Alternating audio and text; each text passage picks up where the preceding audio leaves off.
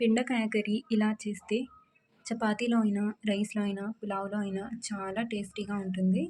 Simple and easy బెండకాయ curry ఎలా చేసుకోవాలో ఇప్పుడు చూసేయండి. Hello friends, welcome back to our channel. So ఈరోజు ఈజీగా అండ్ సింపుల్గా బెండకాయ కర్రీ అయితే చూపించబోతున్నాను. సో ముందుగా ఈ సైజులో బెండకాయల్ని కట్ చేసేసుకోవాలి. ఇప్పుడు వీటిని ఫ్రై చేసుకోవాలి.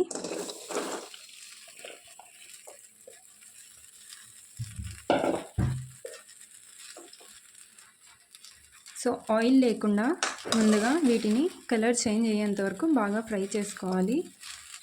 ఇలా ఫ్రై చేసుకోవడం వలన జిగురు అనేది ఉండదు. మనం కర్రీ చేసినప్పుడు ఎక్కువ జిగురుగా ఉండదు. బెండకాయ కర్రీ చాలా బాగుంటుంది అండ్ టేస్ట్ కూడా చాలా బాగుంటుంది. సో ఇవి ఫ్రై అవ్వడానికి కొంచెం టైం పడుతుందండి. అండ్ కుక్ అవ్వడానికి చాలా తొందరగా కుక్ అయిపోతాయి. బట్ ఫ్రై అవ్వడానికి మాత్రమే కొద్దిగా టైం తీసుకుంటుంది. సో ఇక్కడ చూడండి, ఈ కలర్లో ట్రాన్స్ఫర్ అయిన తర్వాత ఇప్పుడు ఈ ప్యాన్ తీసేసి వేరొక ప్యాన్ పెట్టేసుకుందాం. మీకు కావాలంటే సేమ్ ప్యాన్లో అయినా కుక్ చేసుకోవచ్చు.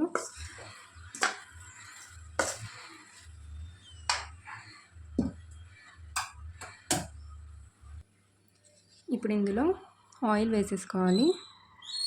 ఆయిల్ ఒక 2 టేబుల్ స్పూన్స్ వేసుకుంటే సరిపోతుందండి. ఆయిల్ హీట్ అయిన తర్వాత సన్నగా కట్ చేసి పెట్టుకున్న ఆనియన్స్ వేసుకోవాలి.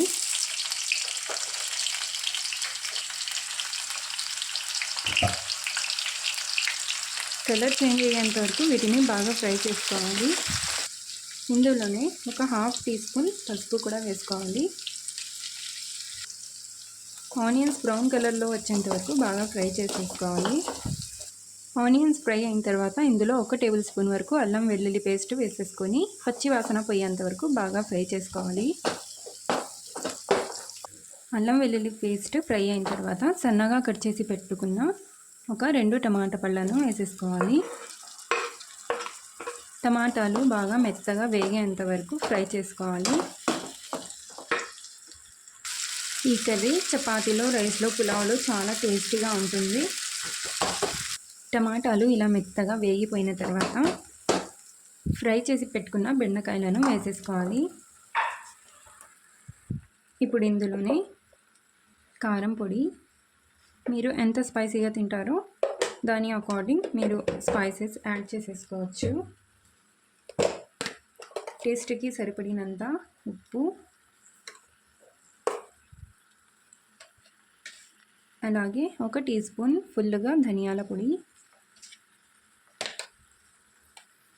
ఇందులోనే ఒక 2 టీ స్పూన్ల వరకు ఫుల్గా ఎండు కొబ్బరి పొడి.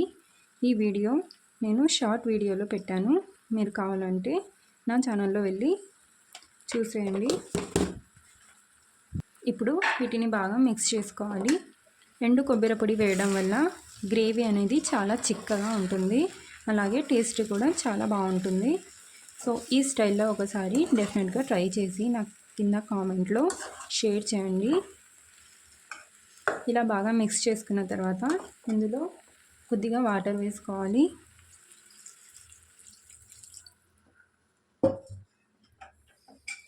వాటర్ వేసుకొని మరొకసారి బాగా మిక్స్ చేసేసుకోవాలి.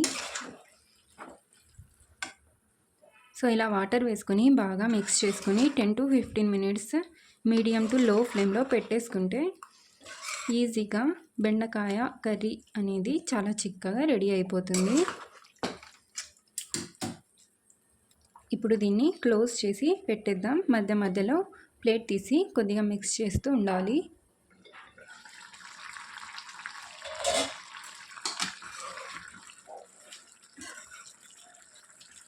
మనం బెండకాయలను ఆల్రెడీ ఫ్రై చేసాం కాబట్టి బెండకాయలు కుక్ అవ్వడానికి ఎక్కువ టైం తీసుకోదు. చాలా ఫాస్ట్గా కుక్ అయిపోతాయి. చాలా సాఫ్ట్గా బెండకాయలు కూడా కుక్ అయిపోతాయి.